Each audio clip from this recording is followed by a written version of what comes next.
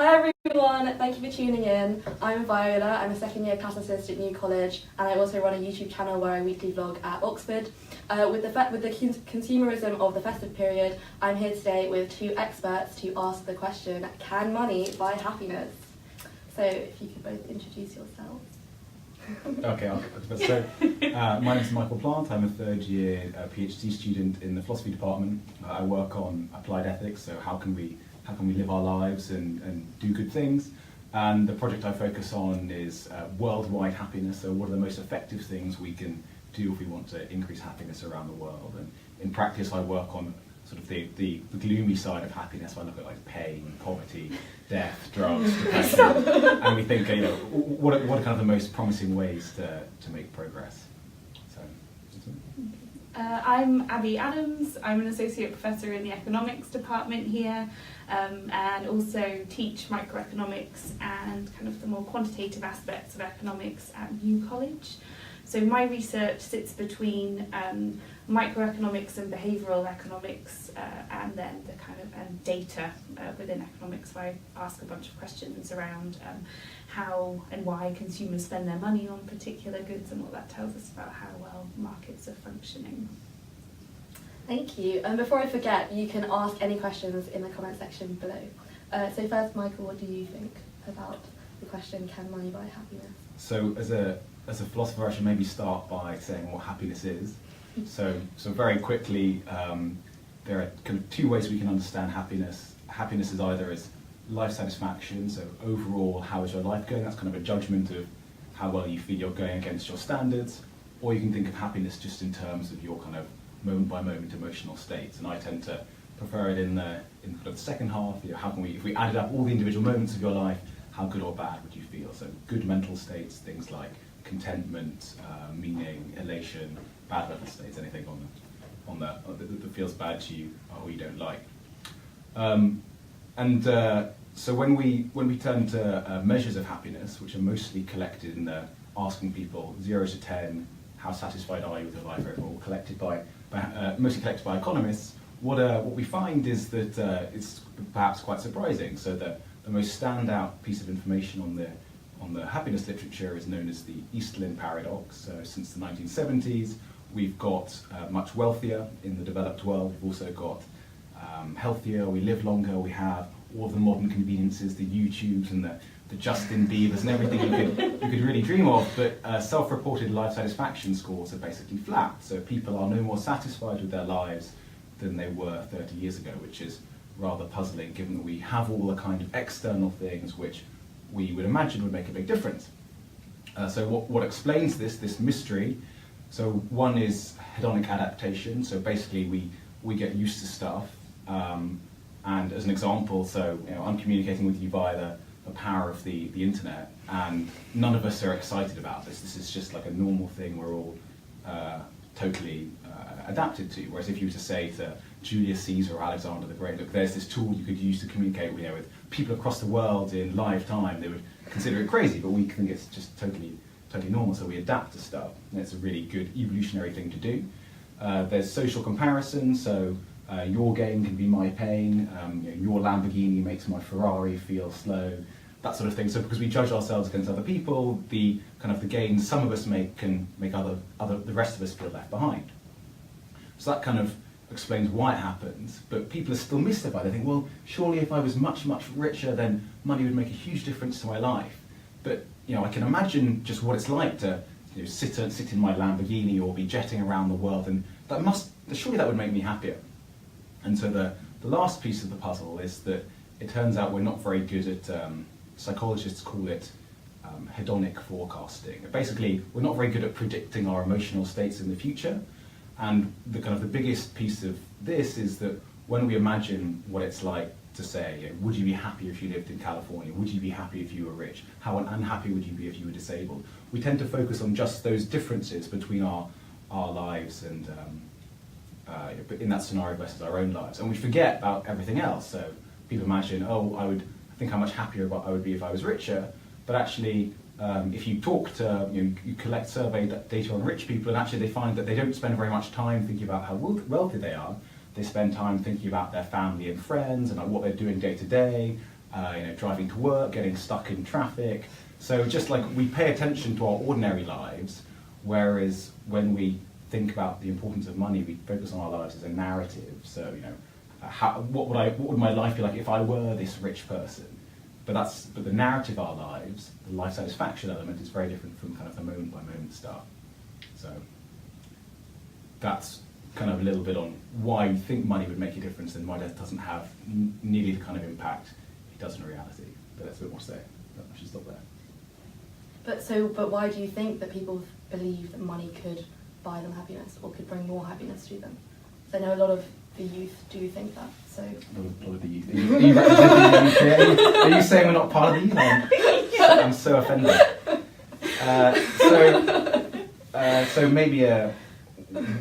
So one thought is that evolutionarily we're primed for status. It's important for us to compare well against our peers.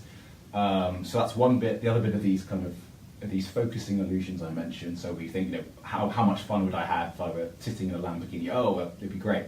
So there's a couple of ways in which our evolved psychology misleads us, and we just we can't help but believe that these things would make a difference, and we're kind of tricked by our own evolved setup into prioritizing these things, even though they don't actually make nearly as much difference on our in our experienced life as we do. And the stories are a little bit more complicated, because one reason it's not just about how much money you have, it's also how you spend it. So you can differentiate between people who want to spend their money on stuff like iPhones, and those are things we get used to because they stop moving, so we stop paying attention to them. Whereas if you spend your money on experiences, that's quite a lot more promising. So if you take a couple of £100 and you go and do something with your friends, you will enjoy it, you will learn new stuff, you'll experience new stuff, you'll remember it. Whereas sort of consumer durable goods, stuff that doesn't move, we just tend not to, it doesn't tend to have such an effect. So there are things we can do a bit better. Thank you. And what about you, Abby? What are your thoughts? Okay, so what I wanted to focus on in my little spiel now is actually why economists think that money is an efficient mechanism for bringing about happiness in other people. The reason I wanted to focus on that is, it's Christmas, so we're typically, using our well-earned cash to go out and buy gifts for other people, and indeed a lot of the extra spending at Christmas is for gifts, precisely for others. So when I was thinking about that, this weekend actually I was coming up with a list of everyone I needed to buy gifts for, and sitting down and thinking about, okay, so what would they want? What should I spend my money on then to make them happy? And now the problem with this for economists is that we're typically not very good at judging what other people actually want. So, everyone or just economists? maybe this is just an invalid introspection. So drawing on my own examples, so you mean like last Christmas I bought my dad this tie. Have I ever seen him wearing it? No. My aunt gave me a jumper. Has it moved from the bottom of my wardrobe? No. Okay. And so now why economists are interested in this is that we've done kind of wider studies than just me, trying to kind of work out actually what the value of these Christmas gifts are to other people. And typically people will value gifts at about 90% of the cost that they cost to the person who gave them. So that tie that I bought my dad for, say, £10, actually he only only ever spent £9 trying to buy it. Now, the key with this missing 10% of value, so that's what economists call a deadweight loss. Okay, so this is a kind of a waste that could be eliminated and make people happier, 10% happier, without any extra spending. Okay, and so when we actually think about how big this waste is of, of us going out and buying other people's gifts at Christmas. So people on average in the UK spend about £350 on Christmas gifts. There are 27.1 million households in the UK, so when you kind of work out all of the maths together, it kind of implies that there's about £1 billion a year wasted on Christmas, and that's before you even get into kind of, I don't know, what we think of as the social value of any of these kind of gifts anyway. So what that would suggest, what this analysis would suggest, is that instead of buying people gifts, actually we should all just go around and give people money, because by giving people money, they're able to spend it actually on what gives them value and what gives them happiness. So this kind of insight actually isn't just relevant for necessarily thinking about Christmas, but also informs a lot about how economists think about how a welfare state should be set up. So if we're thinking about redistribution or poverty alleviation, economists often think we need to have really good reasons to deviate from giving people money rather than telling them that giving them a particular set of goods, because people know what is going to make them happier better than we do, so we should give people money to facilitate that happiness. Now, family members who may or may not be watching, don't panic. I'm not gonna give you all £10 notes wrapped up for Christmas, so that's the kind of baseline way that economists think about the world. But obviously there are other things that we need to consider here in terms of this relationship between money and happiness and gift giving. So there's one set of reasons why we might think that we can do better than just giving money to people. So the love and kind of time for me which goes into picking those gifts signals to my friends and family members how much I care about them, and economists aren't blind to that, and there's a lot of work which is done on that kind of signalling and kind of loving aspect to gift giving, and how that creates value in goods which can't just be bought in on the high street. There's another set of kind of concerns that we have as economists which relate to when we think that people might not spend their money particularly wisely. Okay, so perhaps I wouldn't want to give my younger sister £100 to go out and buy whatever she wanted on it, because I might think it might be a bad use of her money, and she might be spending it on chocolate or whatever it is, and we might think that actually her spending the money in that way is in conflict with her long-term happiness or her long-term self. So this relates to a lot of work in behavioural economics now around how people have time. The posh way of saying it is that people have time-inconsistent preferences. So if we have money in our pocket today, we might spend it on things that don't necessarily make us kind of happier in the long run. So we might be kind of eating the cakes and smoking cigarettes or whatever in the short term, whereas actually we'll be spending that money kind of better. We should be kind of constraining our use of money now to make us better off in the long run. And then there's the final thing that I wanted to say about this kind of question is, so when we think about giving money to people and perhaps that gives them happiness, we also need to think about economists are also interested in the external effects that someone's own spending of money has. So what, like the impact of me spending your money on things that make me happy, what that might have on other people. So for example, imagine that, I had a deep love of cigarettes, or my Lamborghini with its massive engine, that spending my money in that way would make me really happy. But perhaps there are these external effects that kind of consumption creates, in terms of causing a bad health for other people, or like damaging the environment, and that relates to an area of economics around market failure and externalities. So there are kind of, as I've hoped to show, there's kind of a baseline way of how, in a limited sense, how economists think about money and gift giving and happiness, but it gets much more complicated as soon as you start thinking about the real world. Thank you, it's really interesting. And we'll go to a question from the audience. How much money do you need to get by? So, I'll take this one. So it was a study done in America. It was done by two very famous economists called Daniel Kahneman and Agnes Deaton. They both won Nobel Prizes in economics.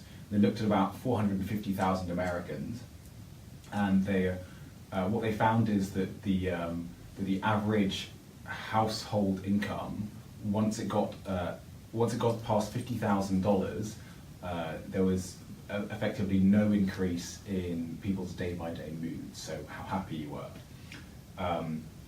So $50,000 is, it's like, say like in the UK, but that's household income, so if you, in the UK, you earn about £22,000 yourself, past that point, more money will not make very much difference to your day-by-day life. And the thought is your material needs are kind of met at that point, and as you get richer, you will continue to worry about stuff, but people worry at all levels of wealth. Like Donald Trump is very wealthy, and he seems very worried about his importance and status.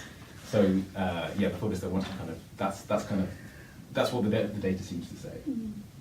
I've got something to say on like the bottom end of that. So I guess that's kind of, as Michael was saying, it's like, oh, that's the top level at which extra money doesn't make that much difference. But there's quite a lot of work done about how much money you need at the bottom just to kind of make do. And so Joseph Rowntree, who of kind of fruit pastels, I guess, he actually started a new way of poverty measurement a very long time ago now, where he started thinking about what's the basket of goods that people need to get by. So what is it that we as the citizens require to actually participate in society? So part of that's going to be food, but like nowadays that might also include things like internet access or ability to get to work and be a kind of active member of society. And then what they would do is kind of calculate the price of all of this, and that tells you that gets converted into thinking about how to measure poverty. So then people who don't earn enough to reach that particular basket of goods, they're thought to like kind of be in need of some additional kind of resources or state assistance. And they now actually they still run kind of focus groups with groups of people. So there's obviously like a lot of contention about what precisely is that basket of goods. Like, do you need access to the internet and a YouTube channel to like live a decent life? And so there's quite a lot of work done on that area. So what level do they set it at for this? What's the floor on this? And this basket of goods? I can't remember. So exactly. This is the problem. There's like there's contention over precisely where it leads, because different people have different ideas about what's the basket of goods which you require to kind of get by. Like, should it just be kind of food and heating, or should we also think about a kind of wider conception about what it means to kind of participate in modern society? Thank you. Oh, another question. How do you measure happiness? Okay, so do you want to say how economists think about this? You go first. So in okay, so I'm being told to speak up. So in practice, there are the two ways I mentioned earlier, but I'll say a little bit more about them. So the standard measure, which is used by economists to measure happiness, is you ask someone on a scale of 0 to 10, how satisfied are you with your life these days? So 10, extremely satisfied, 0, not at all satisfied. That's kind of one measure. And then the other measure is kind of your emotion, your mood. This is what I think of as happiness.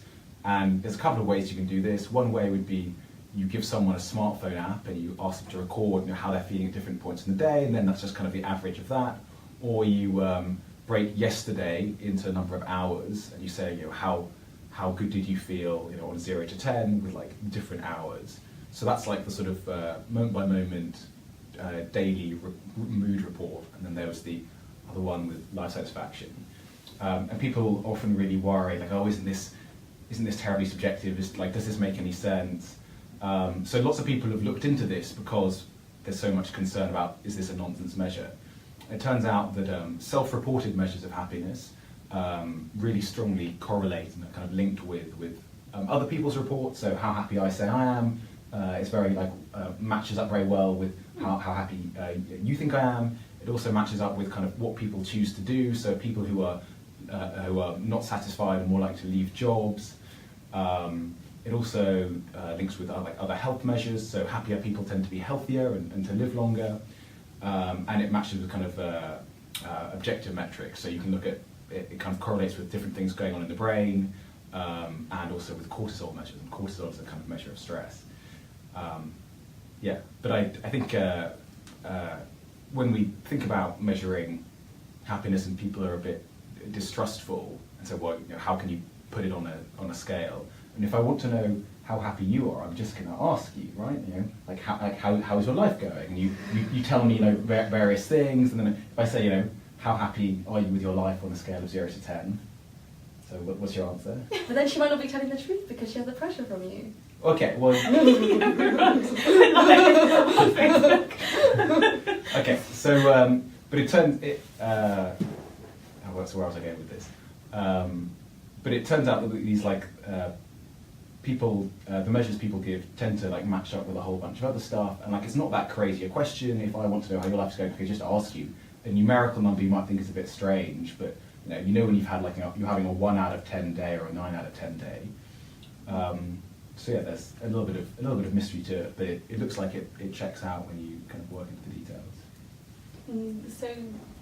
So traditionally, but this is like kind of changed quite a lot in, I'd guess, say over the last decade.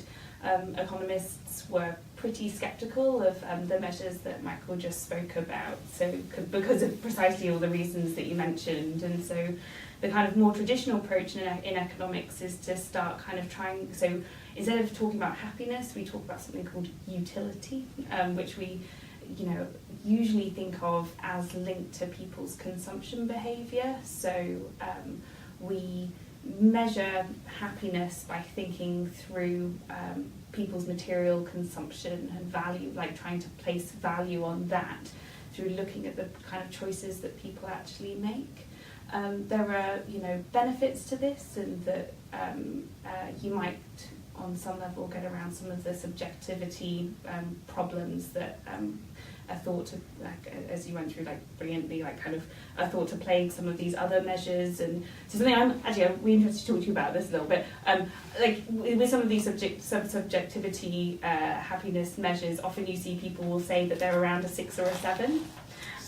Almost as well. Yeah, and so with People something, don't tend to go above 7. So 7.5 is like that's kind of the average. Yeah. but then like so that's kind of one way that you might get around that, if you look at kind of more kind of people's objective kind of consumption and the material aspects of their lives. The negative is obviously that there is much more to people's lives than just the material, and our issue is that measuring that can be really difficult. So measuring how much value you place on kind of being healthy or having clean air, and that means kind of traditionally, I think, like economists have been more focused perhaps on GDP, which is a kind of measure of overall income and spending and consumption in the economy, than perhaps you might think is optimal if what you're interested in is happiness rather than just like general economic activity.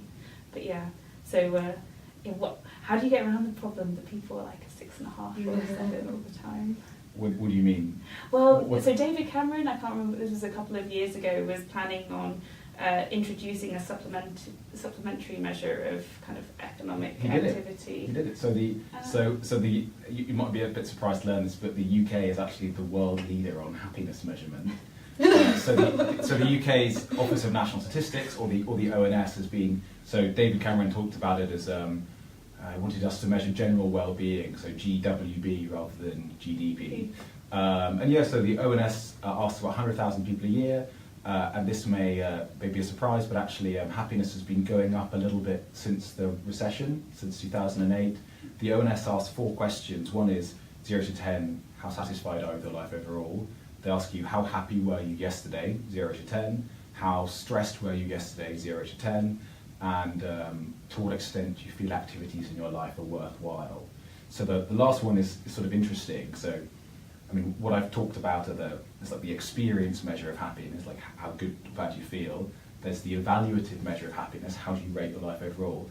And there's the third one, which is called the eudaimonic level of happiness, and this goes back to Aristotle, who thought that, and Aristotle's idea for a flourishing, so eudaimonia from Greek means flourishing, so Aristotle thought like, living up to your higher self as a human, if you're doing that, then you're flourishing. So that's the sort of sense of meaningfulness.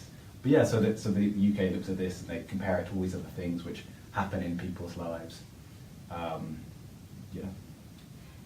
Have all measures been going up since the recession? I don't know all the details, but the general trend is that people's happiness has been going up. I don't know why it's been going up in the UK. I haven't looked into that. That's outside my area. There's one more question, yeah. Oh. Is happiness as a goal more important than contentment, fulfillment, feeling positive? By Zoe. Thanks, Zoe. So I want to say those are basically the same thing. So the way I understand happiness is as any positive conscious state. So a positive conscious state is anything that feels good to you, that you like, that you enjoy. And examples of this would be things like elation and contentment. So elation is like really excited and you feel good. Contentment is like sort of low levels of excitement, but you feel good as well. And then if you might be working hard in the library or something, and that might feel sort of meaningful and feel good in sort of a different way. So I want to say that happiness is just any of the good stuff, anything which feels good to you. Unhappiness is the other side of things. Although it feels like there can be a little bit of tension between kind of happiness as a positive mental state and fulfillment, because I might be really unhappy when I'm marking essays or preparing for a talk, but I know that it's worth it on so there's kind of an immediate unhappiness, but it leads to kind of a general sense of fulfillment later on, and these kind of temporal trade-offs and stuff. So what I think you were mentioning is deferred gratification. So I can make myself miserable now to make myself happy later. And we can do that, and sometimes we do it sensibly, but sometimes we kind of get this wrong. So this is kind of going back to the some of the money stuff. So people can think, oh, I will be much happier if I get a really high-paid job, and they then work at their job, and it doesn't actually give them, it's kind of stressful, doesn't give them that much joy, and then they get the money, and then the money doesn't make as much difference as they thought. So that isn't deferred gratification, that can just be making a mistake. But yeah, I'm going to take a wide conception of happiness. And there can be a trade-off as well. I mean, you could think, look, I don't really care about just feeling positive. I want to feel like my life is worthwhile, like I'm leading a meaningful life. I don't really care if I feel positive during it, I just want to feel like I'm flourishing. So that's what the Aristotelians would tell you. Oh, okay. I think that's all we have time for today. So thank you very much to Michael and Abby for being here with us and answering the questions. And if you've enjoyed this, you can find more big questions on oxplore.org, where you can sign up for more updates, and you can also follow social media, the social media channels. And also, if you want an insight into student life, you can check out my YouTube channel, Viola Helen, where I weekly vlog at Oxford. But yeah, thank you very much, and I hope you all have a good Christmas. Yeah. Nice Christmas. Bye.